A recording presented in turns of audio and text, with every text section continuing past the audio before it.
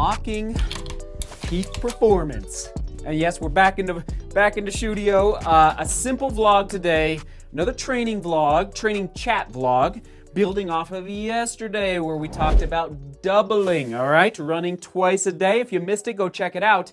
But I'm bringing some of the running books out to the studio. We got a little library going on out here. So I want to grab a book here and talk about volume, talk about mileage. It comes up a lot in emails to me and on Instagram, people asking, Seth, what are your thoughts on what I should be running for volume every week, every month, depending on how you want to, every quarter, depending on how I've actually gotten to the point now, many of you know, that I have that annual goal of running a certain amount of, well, this year it's 4,400 miles, okay?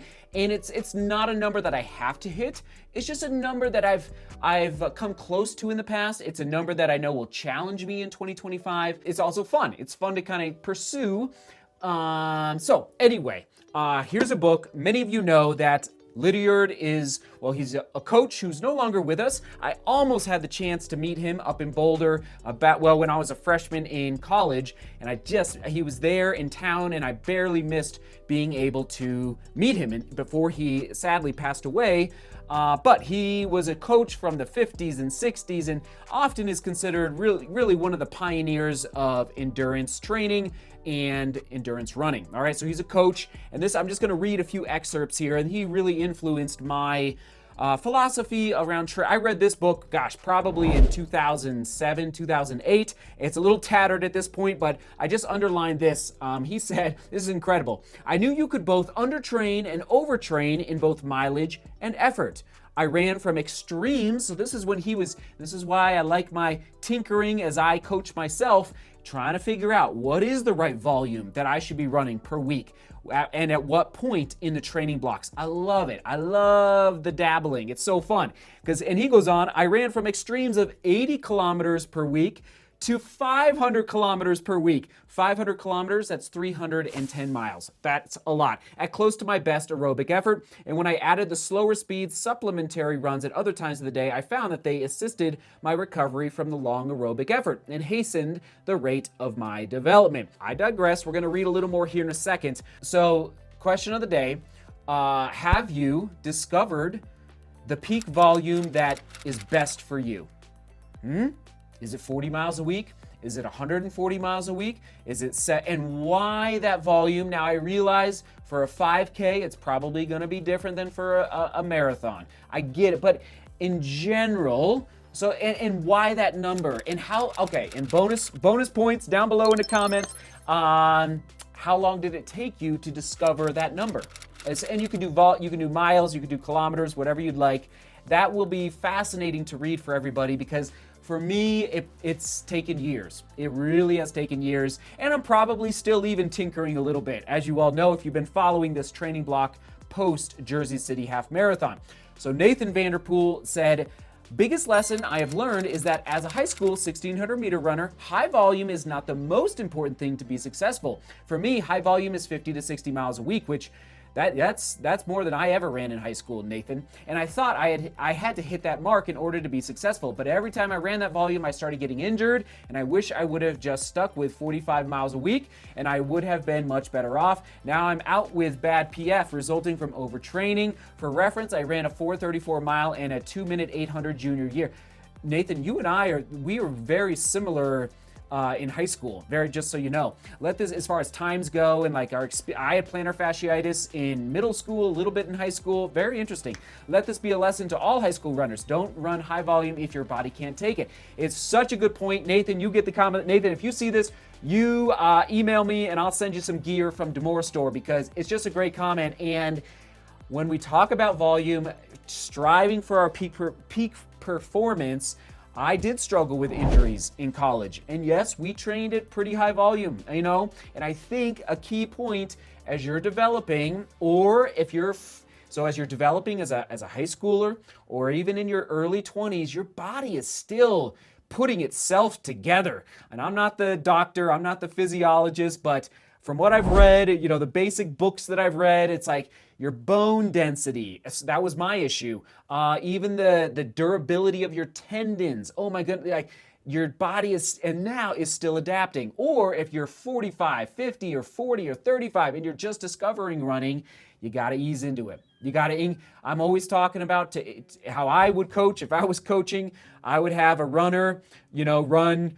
Okay, well, I'd start them with walking. If they're really just getting it, I'd have them run twice a week for a mile at the most. Okay, a mile and then walk. And then the next week we would do it 3 times, and then they'd go up to like 1.5 miles or 2 miles. And you have to step ladder into it, or else you really can injure yourself. So, for peak performance for me, all right, to kind of bring it back home. Oh yeah, and I'll read this as well. Experience has shown me that runners who train for marathons at steady aerobic speeds improve in general condition faster and better than runners using interval training, which is basically anaerobic. This is directly attributable to the steady, sustained pressure on the circulatory and respiratory systems from marathon training, as opposed to the irregular extremes of pressure involved in interval training. Now listen, this is an old book, but I think some people respond really well to anaerobic training, like really well, and especially for shorter distances. From what I've discovered, and this is why I'm more in the vein, and you can go different directions. You guys know, like even all those training books out back there that I've read, like from all sorts of different coaches, you can discover what works for you, what doesn't work for you with respect to the balance between volume and intensity. And we've talked about this a lot in the last even 2 weeks or 3 weeks since Jersey City. You gotta walk that line of trusting, when your fitness is developing better. If you lean, I would make the argument for me, not for you, but for me, that, well, definitely is the volume works better for me than interval training. It's happened time and time again after years now of coaching myself from training block to training block to training block. And that's why right now, as we speak, I'm in the midst of 130-mile weeks, and I did 130 miles last week. I topped out for Jersey City. Many of you already know this, at 110 miles. Didn't have my greatest race. So I'm so glad I asked that question of the day. Again, there it is on your screen, because as I pursue my peak performance, I'm not even saying it's 130 miles a week. It might be 115. I would be shocked if it's ever less than 100 or 90, or I'd be shocked, but I'm willing to go there, if things, go in the right, and that's where the adaptability and trying different things from training, and where you got to talk to your coach, or talk to your running app that's, giving you workouts where you say, I want to try a lower volume training block this go around, or I want to try a higher volume training block this go around. But for me, based on past results, actually there it is, from Naples and even from Rotterdam, I was running more. And again, someday I'm going to be coaching, and I would be, when I'm retired from my, running pursuits, I'm going to emphasize volume. I just will now, obviously balancing it with your life commitments out there. But maybe you've had success at 40 miles a week, but you're like, what? I think I can PR again before I turn, 50. And you want to go, what? I'm going to go up to 50 miles this training block, or 55 miles, and just see how it goes, see what happens. And just to be clear, as we close this out, again, this is a conversation starter that is going to get good down there in the comments. I'm not saying just volume. Just want to be clear on that. You do need those workouts. You need those hard interval sessions. You need that extra pressure on your respiratory and pulmonary systems, okay? But I lean in the direction of high volume as long as you can recover, as long as you can sleep well, as long as you're not dragging. That's a good sign. And again, we talked about this yesterday. As long as you can squeeze it in, but if you didn't see yesterday, go watch it. Upper right-hand corner.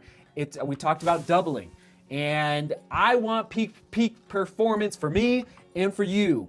But you got to be careful on the injury front. You got to be careful on the recovery front. You got to be careful on the sleep front and the eating healthy front, so that your body doesn't break down. And maybe a fifth one, you got to be careful on the doubling front. It might work, you might overdo it. But for me, what I didn't do for Jersey City, and we already, we've talked about it, but I didn't double. And I was tired. I was doing easy runs of 18 miles, 20 miles. No, not acceptable, not acceptable, not acceptable. I forgot the art of the double. So I love volume, I love running, and maybe you love running. Maybe you don't love running, but you're just doing running as a recreational runner to be healthy. So that's great. If that's the case, maybe, but you're like a little bit like, I don't love running, but I want to do it to be healthy. Higher volume probably might not be for you, which is totally fine, totally fine. Onward and upward we go. We'll get more. If you like this vlog, also let me know, we're discussing. It's a tinkering process. It's a fun process to dig into, I would say the experts, the people who have had a ton of success coaching and figuring out for you where your volume should be. Again, Nathan, if you see this, please do email me. Onward we go. So many good books out there, and we'll keep figuring it out together. All right, we'll toss it to I think that one probably from Nathan, where we talked about volume. It was actually pulled from where I ran the most amount of volume in a 4-week span, so a 1-month span, right there. All right, love you. Keep running. Seek beauty, work hard, and love each other. See you tomorrow.